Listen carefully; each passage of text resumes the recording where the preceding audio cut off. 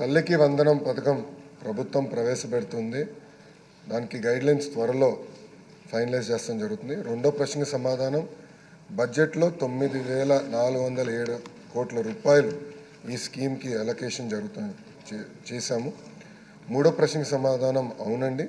నాలుగో ప్రశ్నకి సమాధానం ఈ వివరాలు ఎనెక్షర్ 1లో పెడతాం జరిగింది. సబ్జెక్టులు ఎట్టింది అవ్వలేదు. సో రెండు మాటలు చెప్పచ్చు. చెప్పండి అధ్యక్ష, ఎన్నికల ముందల బాబు సుప్రశిక్షణ మేనిఫెస్టో రూపొందించి ప్రజల్లోకి తీసుకెళ్తాం జరిగింది అధ్యక్ష. దాంట్లో భాగంగా ప్రధానమైంది తల్లికి వందనం. ఇది తెలుగుదేశం పార్టీ ప్రతిపక్షంలో ఉన్నప్పుడు ప్రజల దగ్గరికి వెళ్ళినప్పుడు కేవలం ఒక్క బిడ్డకే కాదు, ఇంట్లో ఎంతమంది బిడ్డలుంటే అంతమంది బిడ్డలకి ఆర్థిక సాయం చేస్తే బాగుంటుందని ప్రధానంగా కోరటం జరిగింది.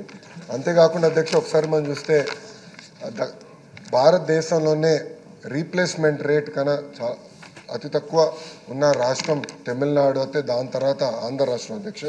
అందుకే పిల్లలకి అనేది ప్రోత్సహించాలి, పిల్లల చదువుకి ఆర్థిక సాయం చేయాలన్న ఆలోచనతో మన ప్రభుత్వం తల్లికి వందన కార్యక్రమం రూపొందించింది అధ్యక్ష. మనం ఒక్కసారి చూస్తే గత ప్రభుత్వం తల్లికి వందనం కింద సుమారుగా సంవత్సరానికి 5,540 కోట్ల రూపాయలు ఖర్చు పెట్టింది అధ్యక్ష సంవత్సరానికి. కానీ ఇప్పుడు మన ప్రభుత్వ అధ్యక్ష దాదాపు 9,407 కోట్ల రూపాయలు డబ్బులు కేటాయిస్తాం జరుగుతుంది అధ్యక్ష. ఇది 50% ఎక్కువ అధ్యక్ష. గత ప్రభుత్వంతో పోల్చితే 50% ఎక్కువ నిధులు మనం కేటాయిస్తాం జరుగుతుంది అధ్యక్ష. చాలా ప్రతిష్టాత్మకంగా తీసుకున్న కార్యక్రమం ఇది.